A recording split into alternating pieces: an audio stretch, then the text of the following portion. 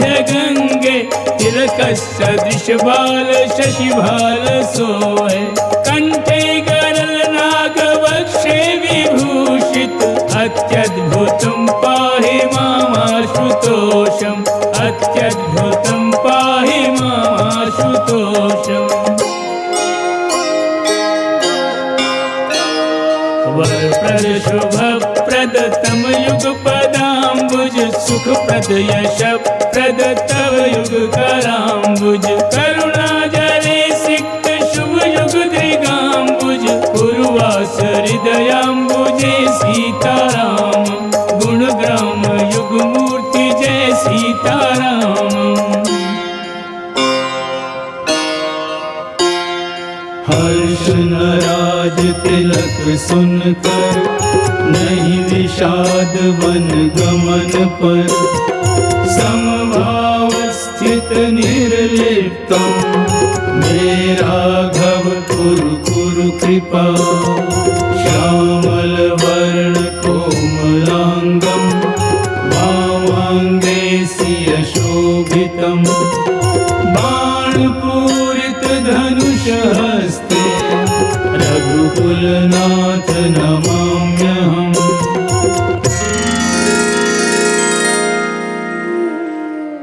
जहाँ श्री राम जी हैं वहाँ धर्म, जहाँ धर्म है वहाँ सुरक्षा, जहाँ सुरक्षा है वहाँ अभय, जहाँ अभय है वहाँ शांति, जहाँ शांति है वहाँ संतोष, और जहाँ संतोषी आत्माएं निवास करती हैं उस पुण्यमयी नगरी का नाम है अयोध्या।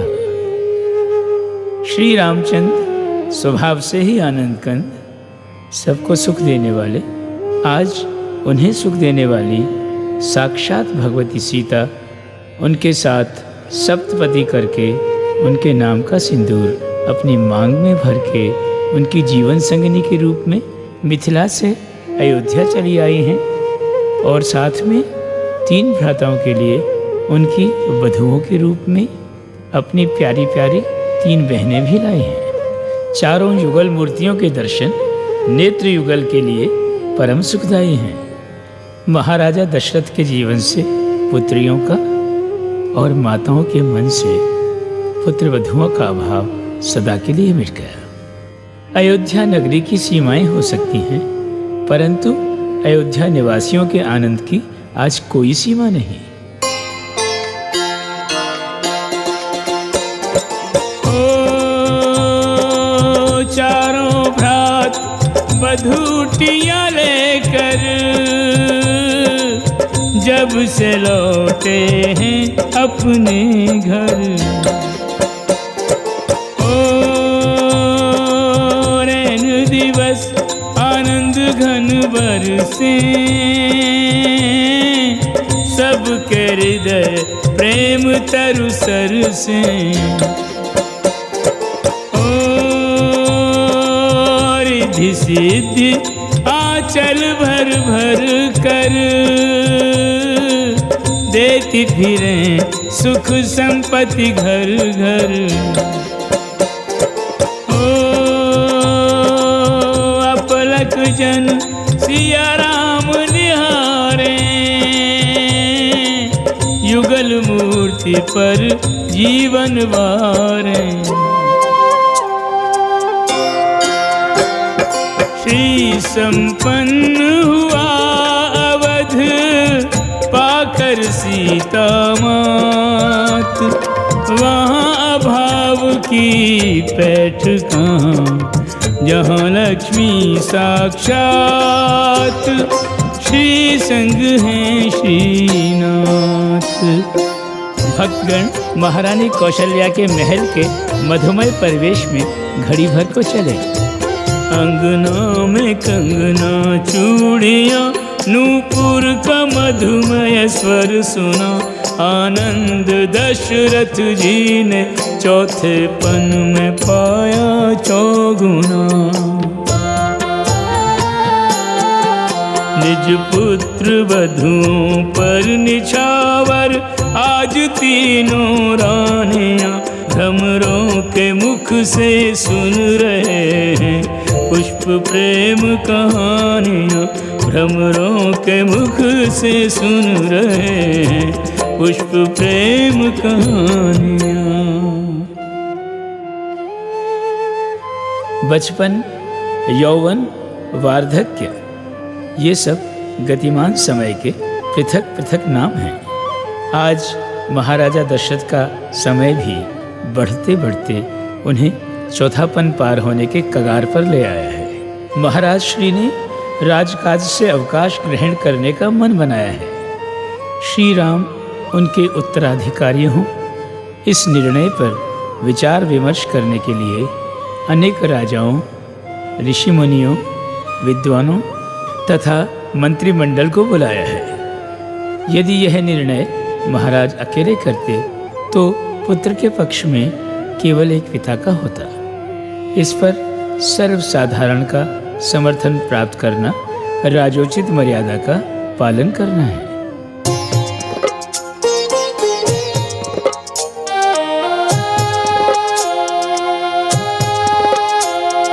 पार हो चला है चौथापन, श्वेत केश झलकाए दर्पण, यह विचार करते अब राजन, राम को सौंपे राज सिंहासन।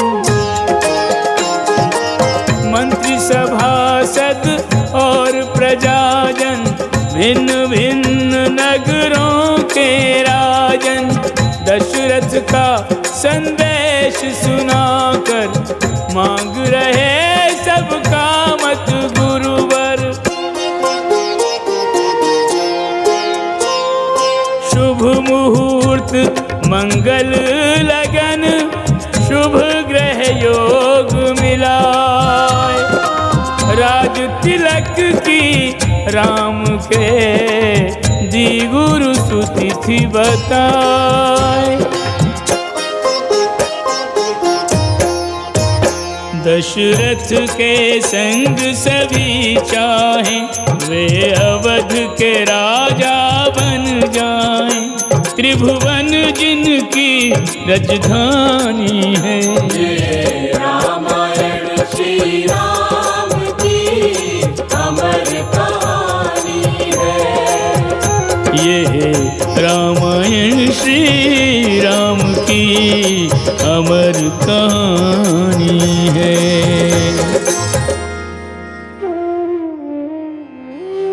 गुरुदेव वशिष्ठ ने कोमल वाणी में परिचारकों से कहा, क्षीर सागर के निवासी नारायण के अभिषेक हेतु सर्व तीर्थों का जल एकत्रित किया जाए। अभिषिक्त करके युवराज को सिंहासन पर स्थापित किया जाए। पृथ्वी पर रामराज की स्थापना हो, धर्म की संस्थापना हो, जन जन का कल्याण हो, इससे अधिक मंगलमय कार्य मेरे हाथों दूसरा नहीं हो सकता। यह पृथ्वी के लिए भी परम गौरव प्रदान करने वाला संवाद है। राजा दशरथ के इस मनोरथ का विधिना के अतिरिक्त सभी ने मुक्त कंठ से अनुमोदन किया।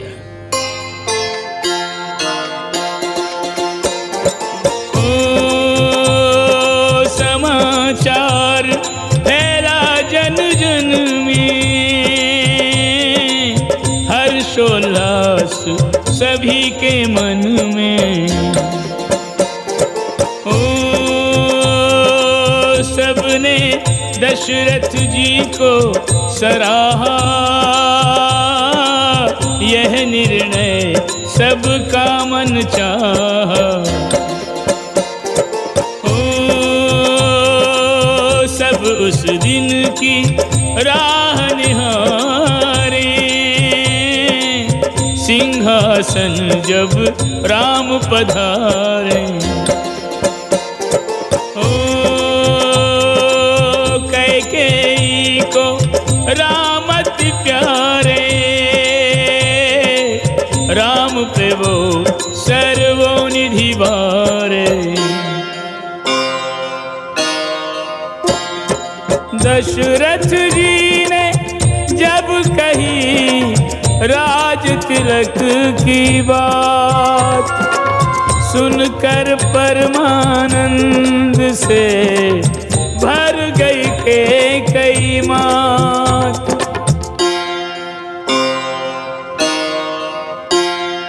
यह शुभ शुभ संवाद प्राण प्रिया से बांट कर, लेकर हर्ष प्रसाद बहिर्गमन दशरथ किया।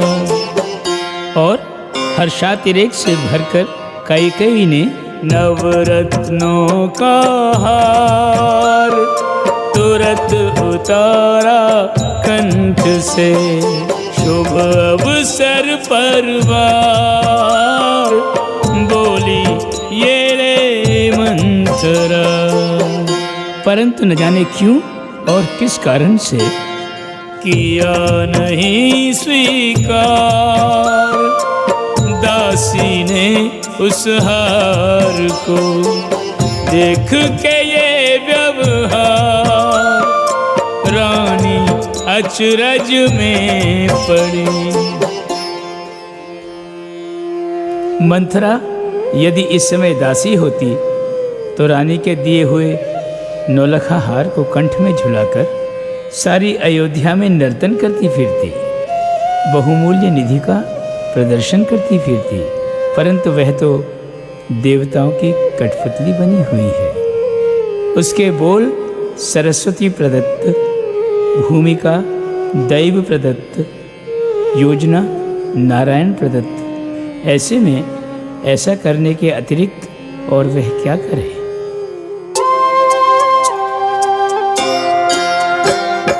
कैकेयी को मंथरा रही ये भेद बता, राजन मीठा बोलकर कड़वा रहे खिलाए, तुमको समझ न आए।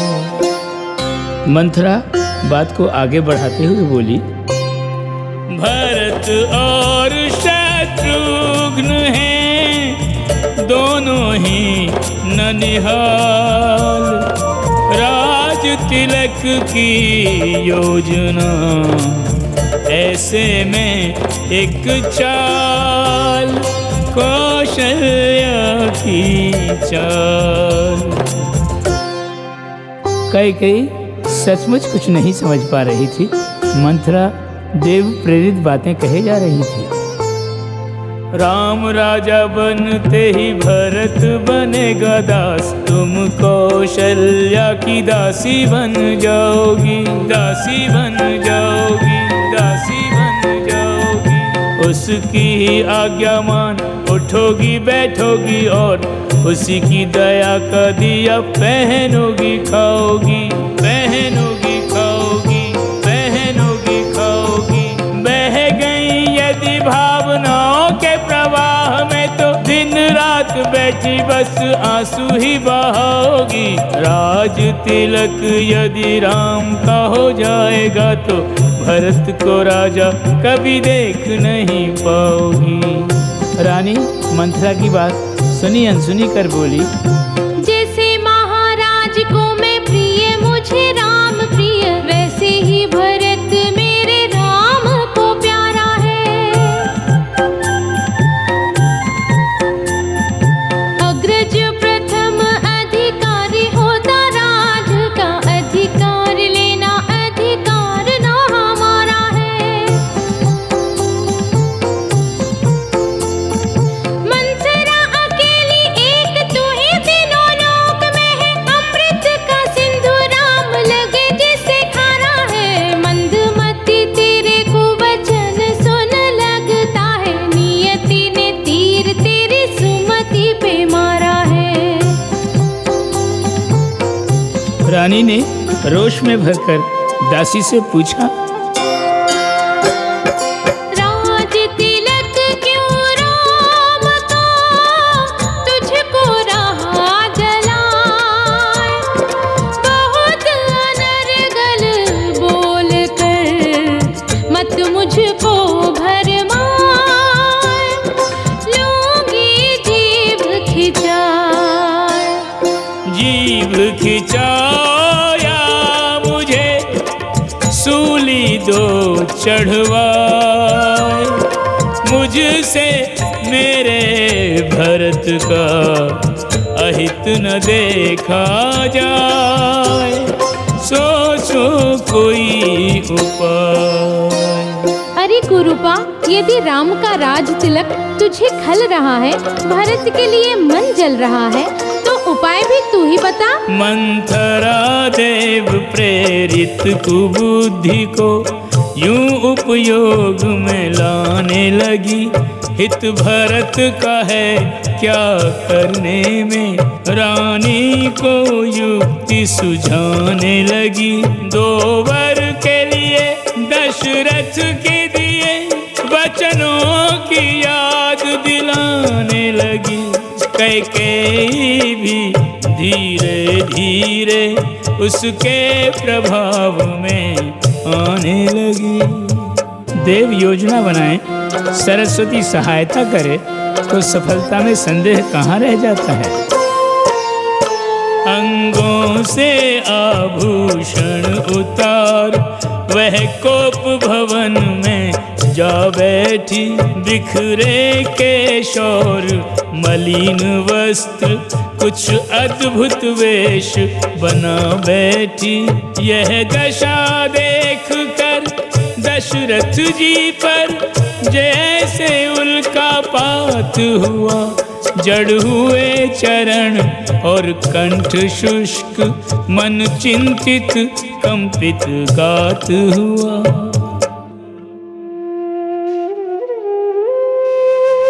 दशरथ जी समझ नहीं पा रहे थे कि रंग भवन की नायिका कोप भवन में क्यों आ बैठी है।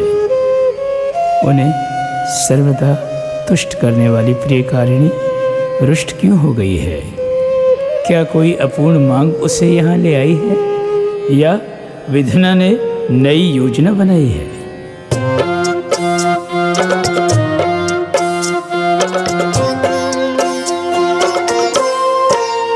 वे लगे पूछने रानी से, क्यों ऐसा वेश बनाया है, किस कारण है मन खिन्न प्रिय, तुम्हें किसने दुख पहुँचाया है। कहो किस निर्धन को राजा कर दूं, किस राजा को दीन करूं, तुम्हें किसने रुष्ट किया बोलो, मैं किसको जीवनहीन करूं।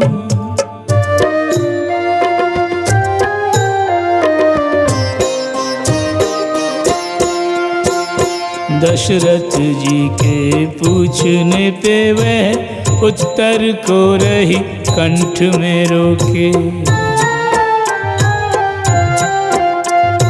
हाथ से हाथ का स्पर्श किया तो हाथ झटक दिया निष्ठुर होके। काम न आई कोई मनुहार तो, काम न आई कोई मनुहार तो, अंत में बोले धीरज खोके, राम शपथ सब तुम पे निछावर, चाहो जो मांग लो निर्भय होके, पहले जैसी सजो संवरो फिर, चाहो जो मांग लो निर्भय होके।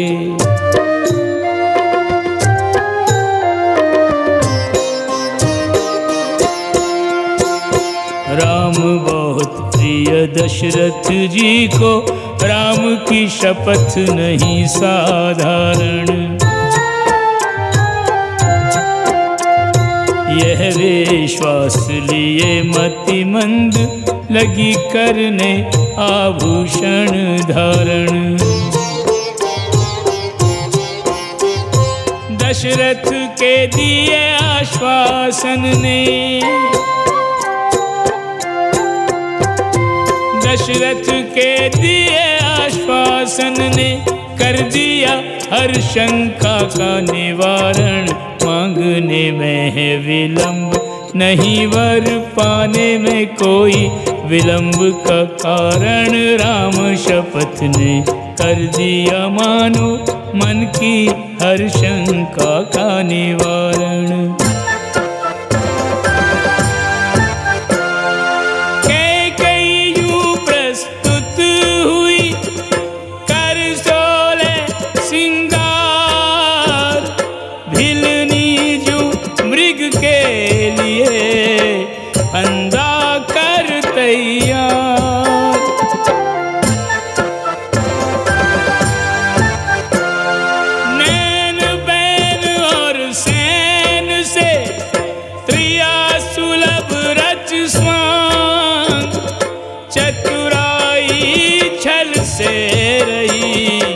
दशरथ से वर मांग।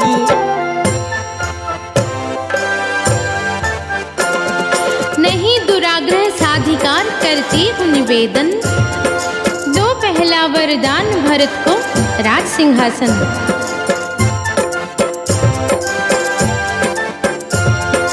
कर्मनिष्ठ है भरत आचरण से है योगी, राम को भी इस निर्णय पर आपत्ति ना होगी। महाराज मैं जानती हूँ रघुवंशी प्राण हारते हैं, वचन नहीं हारते। यही विश्वास रखकर दूसरा वरदान मांग रही हूँ। राजन 14 वर्ष का राम को दो वनवास, रहना तापस वेश में वर्जित नगर निवास।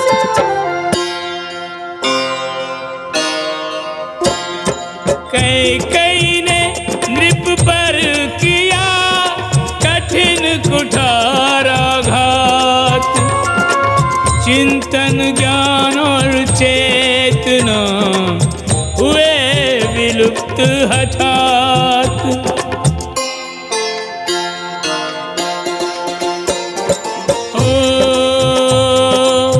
सोचत पार न पावे ज्ञानी, किस दिन का बदला लिया रानी।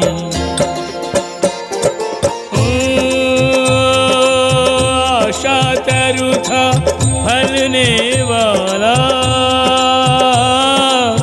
उसे समूल नष्ट कर डाला। घात किया निर्मम ने से, बाज बटेर पे झपटे जैसे। सहमे नृप कुछ कह नहीं पाए, वर कुपात्र को दे पछताए।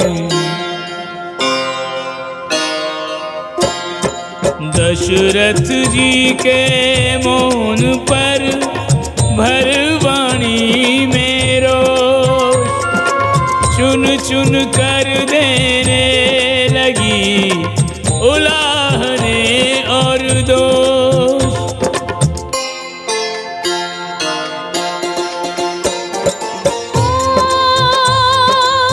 क्या नहीं भरत सुपुत्र तुम्हारा, राम को चाहा उसे बिसारा। मेरे वर देने में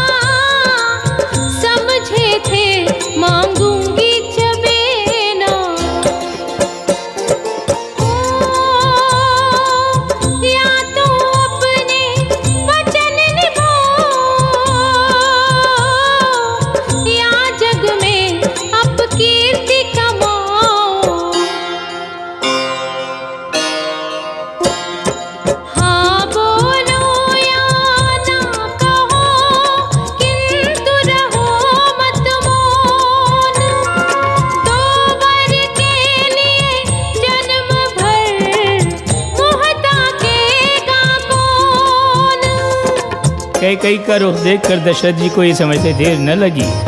वर दिए बिना अब मुक्ति नहीं, बचने की कोई युक्ति नहीं, विधना ही आज रिसानी है। ये रामायण श्री राम की अमर कहानी है। ये रामायण श्री राम की अमर कहानी है। विधना की अंतर्निहित लीला कुछ और है। मंथरा, कैकेयी, दशरथ ये तो केवल उसके मोहरे हैं। कैकेयी सजीव निठुराई, तनिक दया दशरथ पे न आई, देती रही अपघात की धमकी, नृप के मन बिजली सी चमकी। रहे भोर तक दोनों उलझे, कैसे भी न समस्या सुलझे, कैकेयी ने वह बाण चलाया, जड़ हुई बानी निर्बल काया। सूर्योदय हो भी गया, जागा नगर समस्त, दशरथ के दर्शन बिना जन जन चिंताग्रस्त।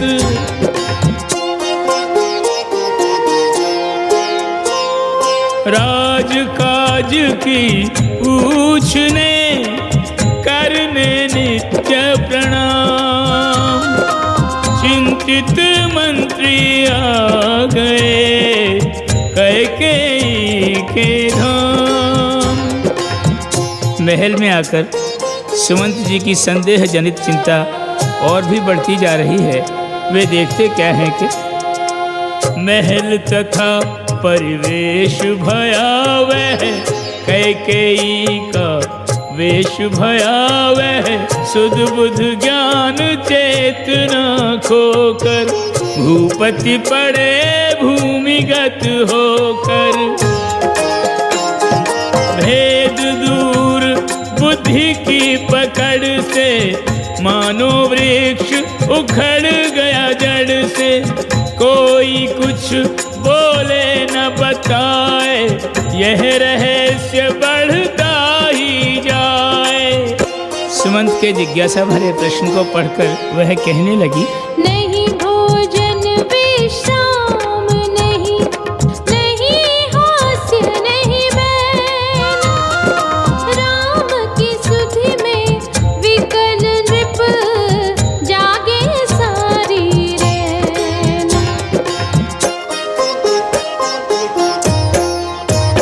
जाओ सुमंत्र तत्क्षण जाओ, दशरथ प्रिय राम को ले आओ, ये मीन है और वो पानी है। ये रामायण श्री राम की अमर कहानी है। ये रामायण श्री राम की अमर कहानी है।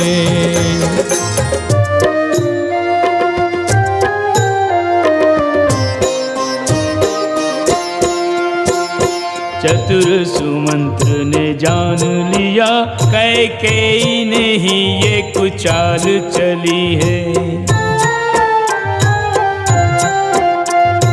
राम का राज तिलक होगा, यह सुनकर वो सर्वांग जली है। किंतु सुमंत्र समझ नहीं पाए, किंतु सुमंत्र समझ नहीं पाए, देवों की रणनीति फली है। दशरथ को छलने वाली रानी की मति विधना ने छली है। कोप भवन में बैठी हुई कैकेयी की मति विधना ने छली है। सुमंत्र जी ने आज से पहले न ऐसे दशरथ जी देखे थे, न ऐसी कैकेयी के कई रूप जिन पर दशरथ जी बलिहारी जाते थे। आज का रूप और वेश उनसे सर्वथा भिन्न था, जिसे देखकर सुमंत्र जी का मन अत्यंत खिन्न था। सुमंत्र जी को जिन देवी देवताओं के सुमंत्र स्मरण थे, वे उनका जाप करने लगे ताकि उन्हें जिस अघटन के घटने की आशंका है वह टल जाए। महाराज की दुर्दशा देख तथा कैकेयी का आदेश सुन सुमंत्र जी चल तो दिए, परंतु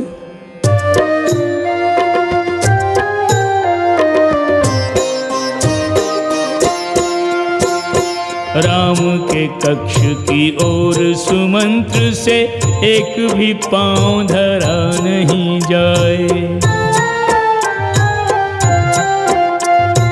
अटके हों यदि कंठ में बोल तो केवल जिह्वा कैसे बुलाए।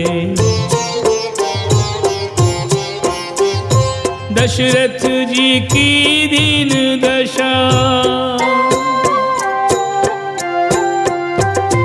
दशरथ जी की दीन दशा जो देख के आया वो कह नहीं पाए। इस स्थिति में किया स्मरण पिता ने सचिव बताने में सकुचाए। कैकेयी की कुटिलता नृप की दुर्बलता बरनी नहीं जाए। सुमंत्र राम के कक्ष तक पहुँच तो गया है, किंतु किंकर्तव्य विमूढ़ सा खड़ा है।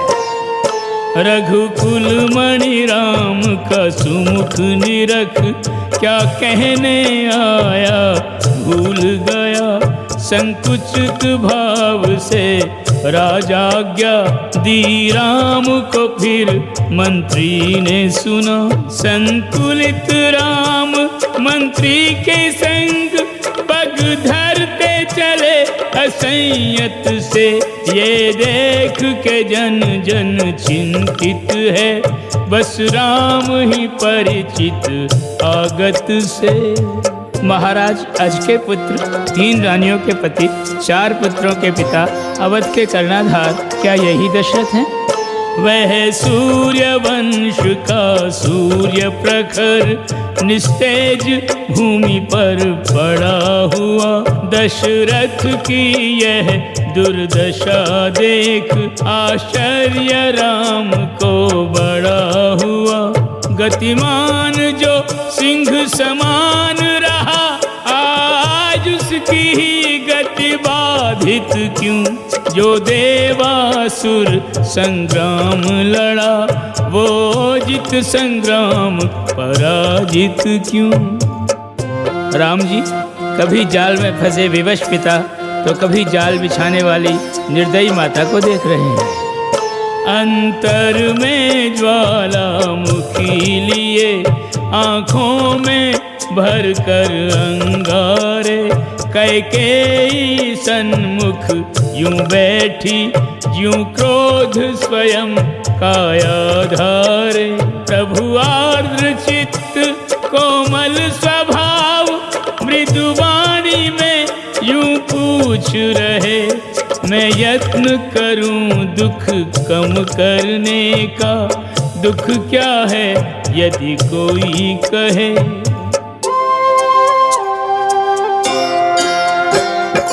दुख इनका सबसे बड़ा, तुम पर अधिक स्नेह। प्राण रूप हो राम तुम, दशरथ के बल गेह। मोह कष्ट का गेह।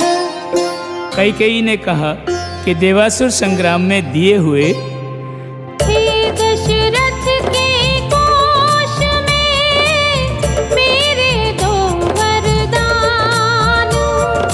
मांग लिए मैंने वही, आज सुअवसर जान।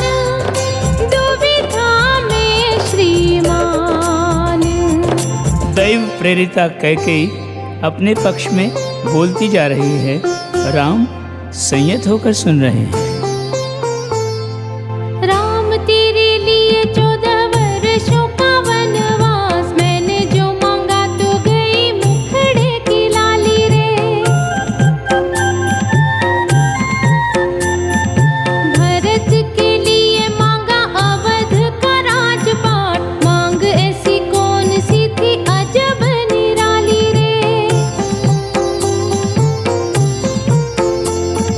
मैंने तो सुना था रघुवंशियों ने प्राण देके दिए हुए वचनों की आन सदा पाली रे।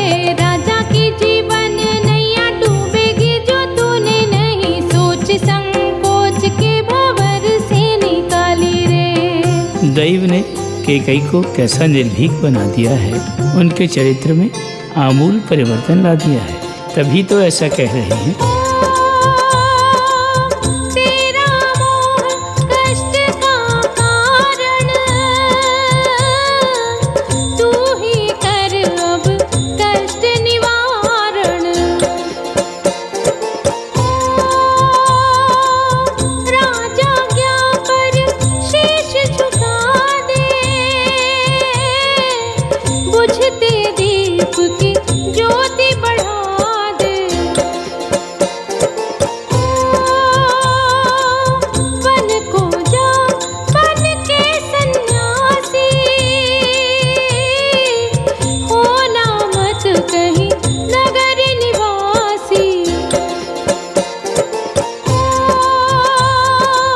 व्रत लेकर पालन कर व्रत का,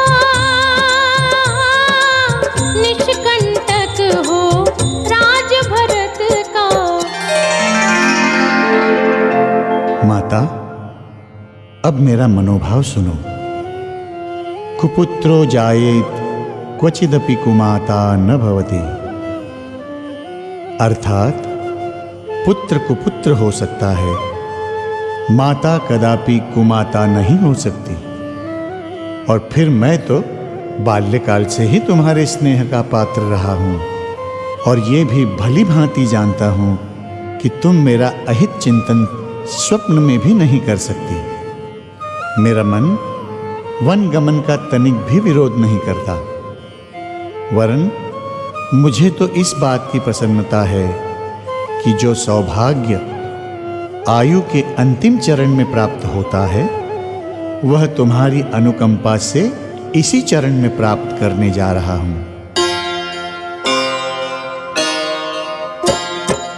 सुन माता तूने कही मम हित की हर बात, आज्ञा देवन गमन की व्यर्थ विकल है तात।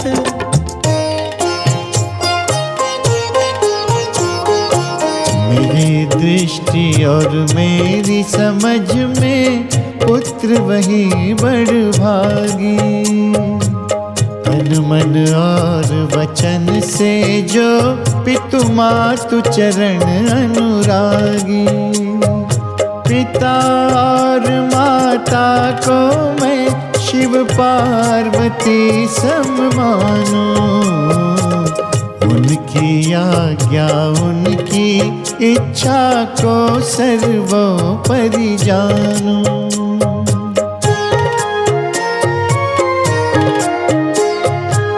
भरत को देख अवध का राजा जो आनंद मिलेगा, तीन लोक का राज भी मुझको वो आनंद न देगा।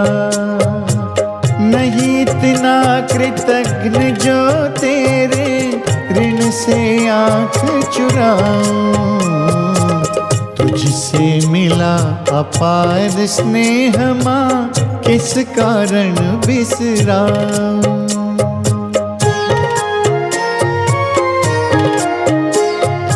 गुरु वशिष्ठ की गणना में थी 100% सच्चाई, जो शुभ तिथि शुभ कार्य हेतु शोधी थी वह अब आई। बीत न जाए बेला संत मिलन की, असुर दलन की।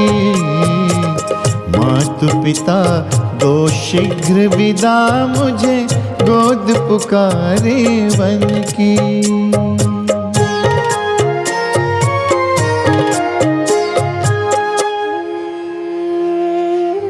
दशरथ जी ने विधिना के प्रभाव के कारण, कैकेयी के दबाव के कारण, रघुवंशियों के स्वभाव के कारण और आत्मबल के अभाव के कारण राम जी को वन जाने की आज्ञा तो दे दी।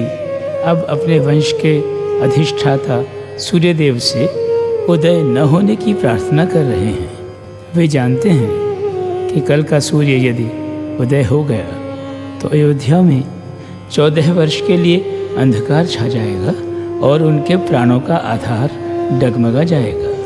इसलिए वे अशक्त होकर शक्तिमानों की शरण में आ बैठे हैं। दशरथ यह विनती करें ब्रह्मा से कर जोड़, ऐसी मति दो राम को जाए न वन गृह छोड़।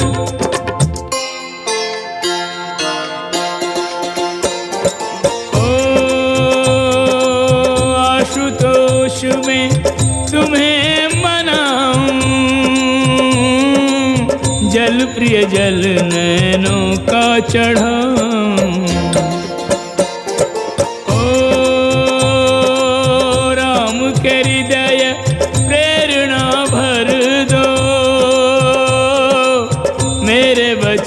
से मुक्त से कर दो। ओ दोष वचन खंडन का शंकर लेता हूँ मैं अपने सिर पर। ओ चाहे अपयश जग में कमाऊं, तन तज भले नरक में जाऊं। ओ जी सकता दुस्सह दुख सह कर, जीना कठिन राम बिन रह कर। ओ राम जन्म का हेतु पूर्ण कर, शीघ्र लौट आऊंगा पितुवर। तात पूर्वजों के सुने जितने पुण्य प्रसंग, कभी किसी ने भी दिया वचन किया नहीं भंग।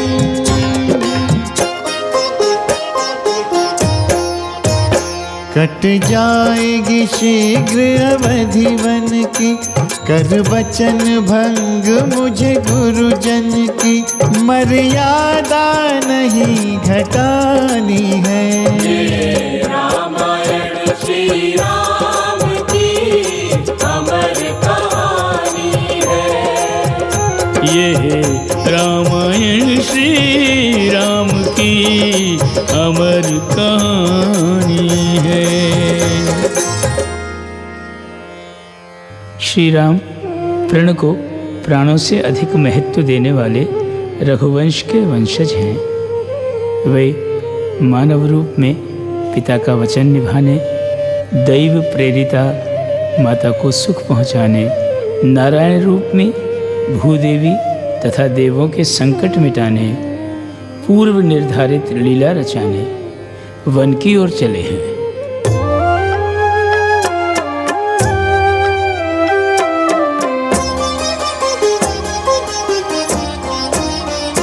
सुख के दिन कितने शीघ्र ढले, हर आस मिटी सब स्वप्न जले। चाहे मानव हो यति टाले न टले।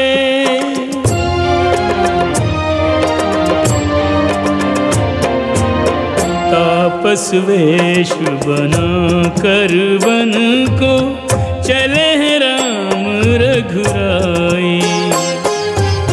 पितु का प्रण पूर्ण करने में, माँ के वचन पालन करने में तनिक न देर लगाई।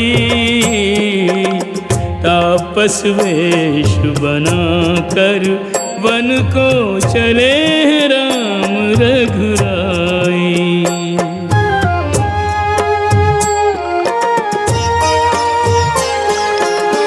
राम सिया की सेवा रक्षा करने को पुत्र सुमित्रा ने सौंपा। लखन कवच वन संग चला और सीता संग चली वन छाया। बोली सुमित्रा लखन से अब तेरे, बोली सुमित्रा लखन से अब तेरे राम पिता सिया माई। तापस वेश बना कर वन को चले राम रघुराई।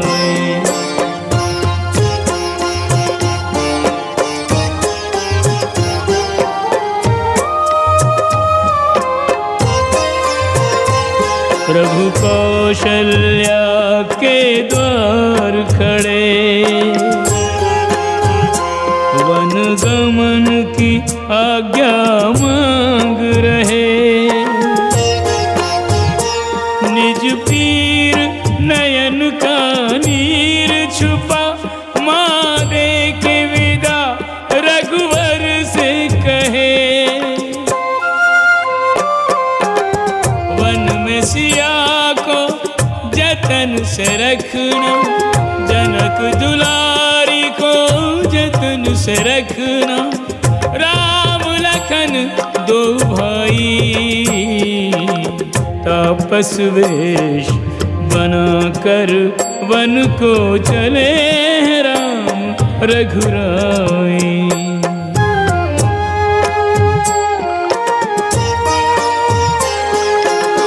पितु दशरथ के प्राण चले, माता के अभिमान चले। चले हैं सुख आनंद अवध के, जन जन के भगवान चले। रोके रुके नहीं राम तो संग में, रोके रुके नहीं राम तो संग में। सारी अयोध्या आई, तापस वेश बना कर वन को चले राम रघुराई।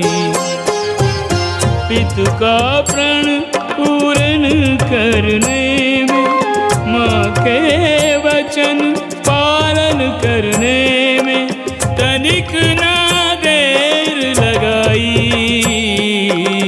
तापस वेश बना कर वन को चले राम रघुराई। संग में लक्ष्मण भाई, चली जानकी माई।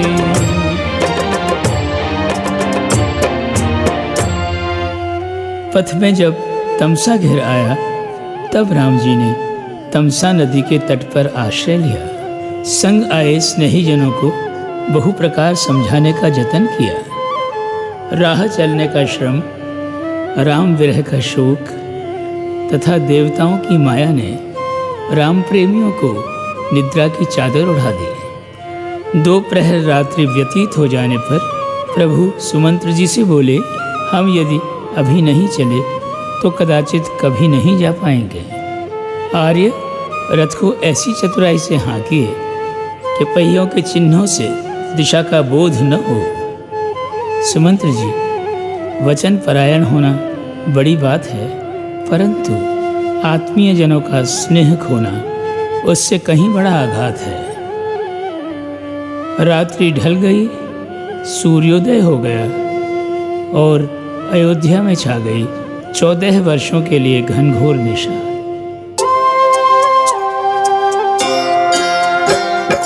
श्रृंगवेरपुर है बसा गंगा जी के तीर, पहुँचे यहाँ सुमंत्र संग सिया लखन रघुवीर, गंगा जी के तीर।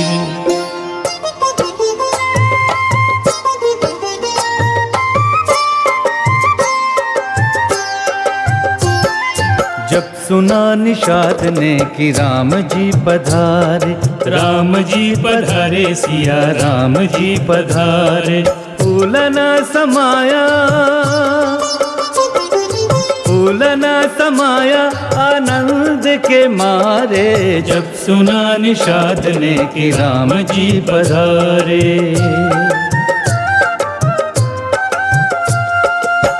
बंधु बांधव संग बुला के, फल फूलों से थाल सजा के, प्रभु के समीप आया गंगा किनारे, राम लखन सीता की आरती उतारे। बोला तुम्हारे भक्तों की नहीं गिनती, छोटा सा दास करे छोटी सी विनती, श्रृंगवेरपुर माही पधारो, राजपाट स्वामी स्वीकारो। उत्तर में राम जी बोले, तुमरे स्नेह से मन ये डोले, धर्म विवश हो पर यूं बोले, नगरवास वर्जित है, नगरवास वर्जित वन धर्म में हमारे, मान दिया तुमने हम ऋणी हैं तुम्हारे।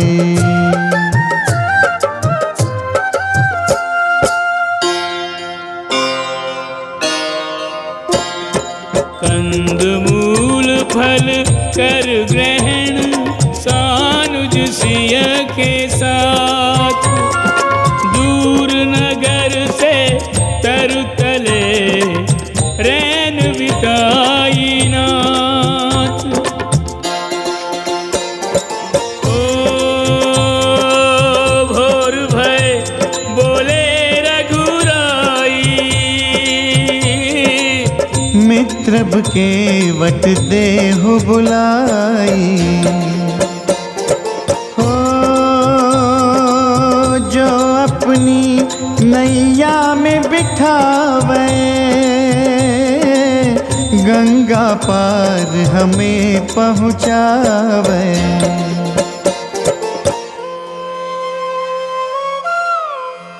श्री राम के पास श्रेय का अक्षय भंडार है, जिसे वे अपने संसर्ग में आने वालों को उदार हृदय से बांटते चलते हैं। जो स्वयं प्राणियों को भवसागर से पार कराने वाले महानाविक हैं, उन्हें अपने ही चरणों से प्लावित गंगा पार करने के लिए आज एक केवट की आवश्यकता पड़ी है। यह प्रसंग श्री राम और केवट के आध्यात्मिक संबंध का परिचायक है। यहाँ राम भगवान बनकर केवट को आज्ञा नहीं देते, अपितु एक पथिक की भांति गंगा पार करा देने का आग्रह करते हैं। यदि कोई जप तप किए बिना, व्रत उपवास रखे बिना, वेद पुराण पढ़े बिना परमात्मा को सहज रूप से पा जाए, तो उनके धाम जाने का अवसर कहाँ छोड़ेगा। केवट ने प्रभु से कैसी चतुराई से सौदा किया, तनिक आप भी सुनिए। आज्ञा पाए निषाद ने केवट दियो बुला, पर केवट ने राम को दी यह मांग सुना। पहले चरण पखारूंगा, उनकी रज को झारूंगा, पान करूंगा चरणामृत, नाव पे तब बैठारूंगा।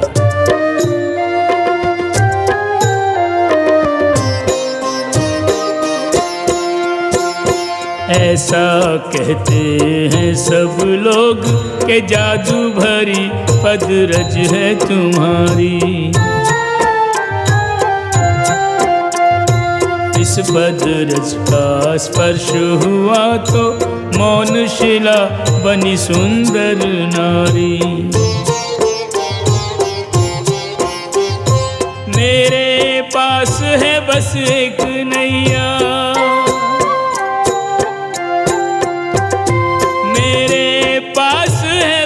एक नैया, सारे कुटुंब की पालनहारी। नाव बनी यदि नार तो आएगा मुझ निर्धन पे संकट भारी। एक नारी का कठिन है पालन, कैसे पालूंगा दो दो नारी।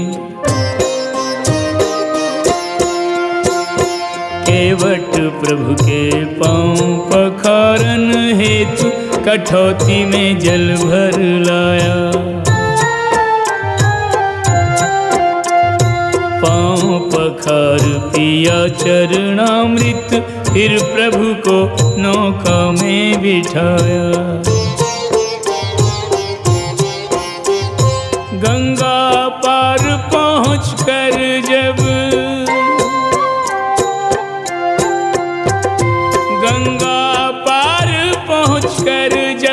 उतराई देने का अवसर आया। देने लगी वैदेही अंगूठी तो नामे सर केवट ने हिलाया। देने लगी वैदेही अंगूठी तो नामे सर केवट ने हिलाया।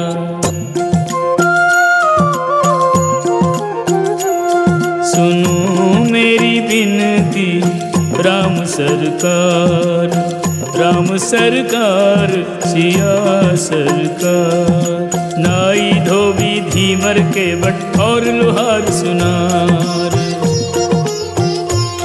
हर एक दूजे से लेन मजूरी जिनका एक व्यापार। मैं नदिया का केवट तुम भवसागर तारनहार। राम प्रभु मेरी मजदूरी तुम पर रही उधार। आऊं मैं जब घाट तुम्हारे, आऊं मैं जब घाट तुम्हारे, कर दीजो बेड़ा मेरा पार।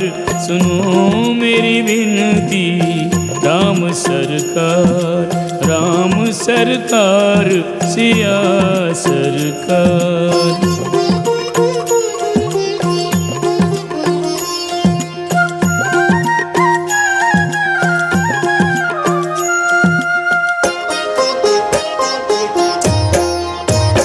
केवट ने जो मांगी उतराई, मन ही मन प्रण किया रघुराई।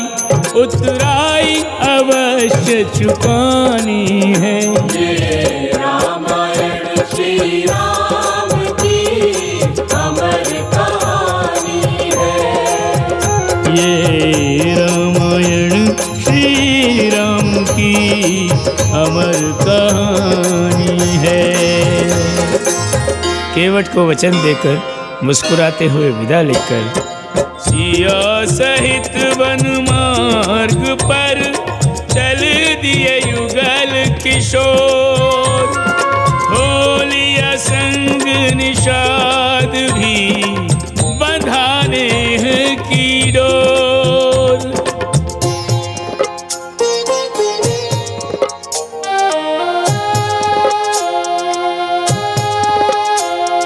सानुज सिया सहित रघुनंदन, गंगा जी का करके वंदन।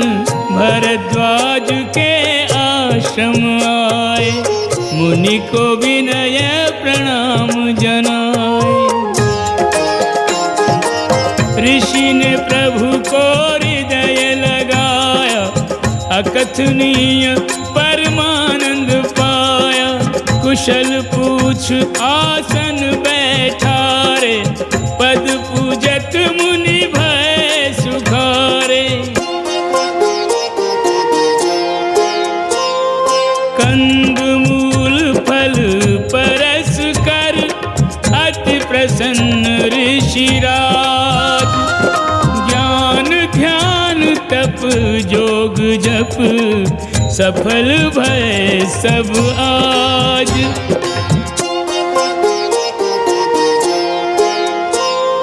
कर मुनि से सत्संग प्रभु, किया तहाँ रैन प्रवास।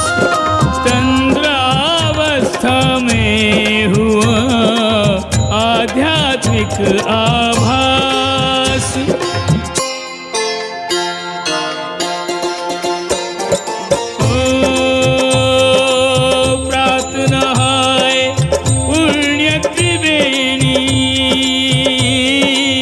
सरिता त्रय मुद मंगल देनी। ओ राम प्रयाग महात्म बखाना, तीर्थेश्वर यह सरस सुहाना। ओ नाम प्रयाग यज्ञ हुए अगणित, कण कण मंत्रों से अनुगुंजित। ओ तीर्थेश्वर की महिमा गाकर, आश्रम में पुनि आए रघुवर। शुभाशीष मुनिराज से मांग रहे जगदीश। पूछ रहे वनवास को, जाएं कहाँ मुनीश। मुनि बोले तुम में जगत बसा, तुम विद्यमान सर्वत्र सदा। तुमको क्या राह सुझानी है, ये रामायण श्री राम की अमर कहानी है। ये रामायण सिया राम की अमर कहानी है। मुनिवर भरद्वाज के कथन में कोई अतिशयोक्ति नहीं थी। सारे पंथ श्री राम जी के पिंड से निकलकर पुनः उसी में विलीन हो जाते हैं। मुनिवर भरद्वाज ने 4 सुयोग्य ब्रह्मचारियों को परब्रह्म की सेवा में भेजा, जिन्हें राम जी ने यमुना तट पर पहुंचकर विदाई दी। बांस का बेड़ा लखन ने यहाँ किया तैयार, छोटे के श्रम से बड़े उतरे यमुना पार। यहाँ श्याम वर्ण राम जी ने श्याम वर्णा यमुना में सबके साथ स्नान किया। यमुना स्नान के फलस्वरूप राम जी की भेंट एक अलौकिक तापस से हुई। कोई उसे ध्यानस्थ तुलसीदास बताता, तो कोई अनुमान कर हनुमान कहता। तापस ने लक्ष्मी नारायण तथा शेष रूप को दंडवत प्रणाम किया।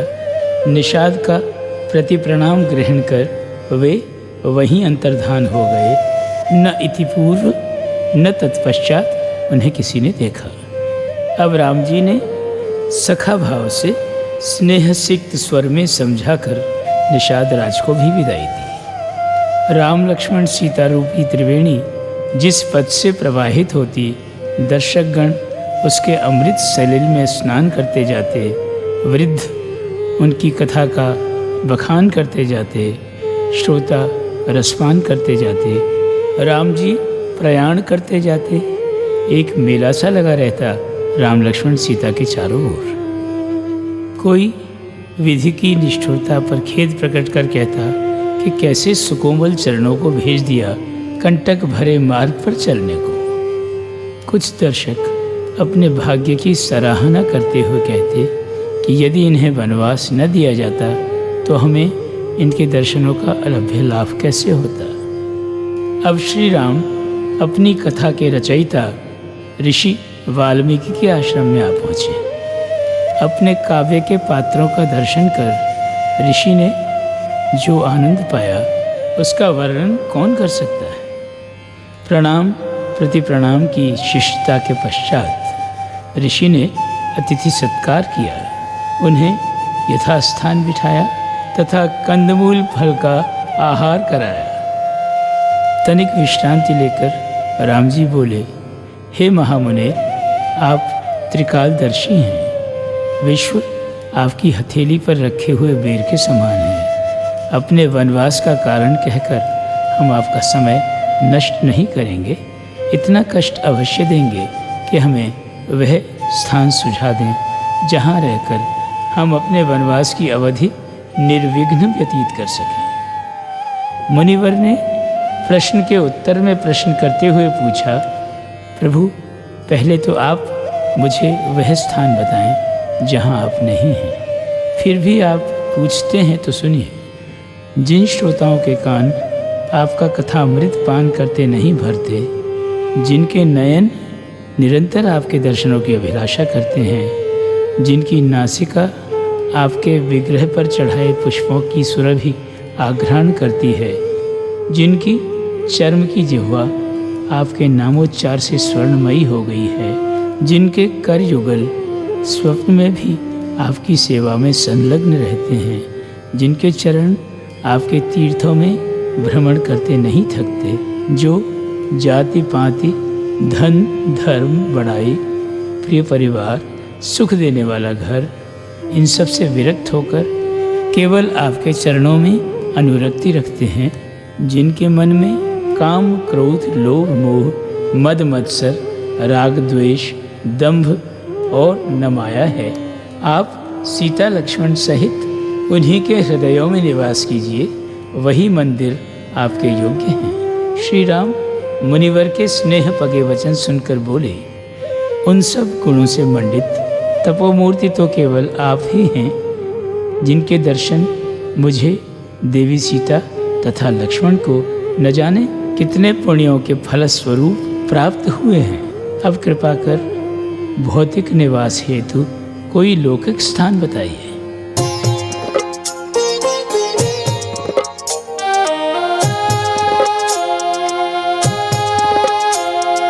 मुनिवर ने वह स्थान सुझाया, जिस पर है देवों की छाया। चित्रकूट रमणीय सुहावन, मधुर मनोहर पर्वत पावन। चित्र समान सुसज्जित सुंदर, चित्रकूट सुखदाई। नैसर्गिक सौंदर्य निहारे, सिया संग रघुराई। पयस्विनी के तीर लखन ने, पर्णकुटी शुभ छाई। बनकर भील की रात देवगण, लखन को हुए सहाय।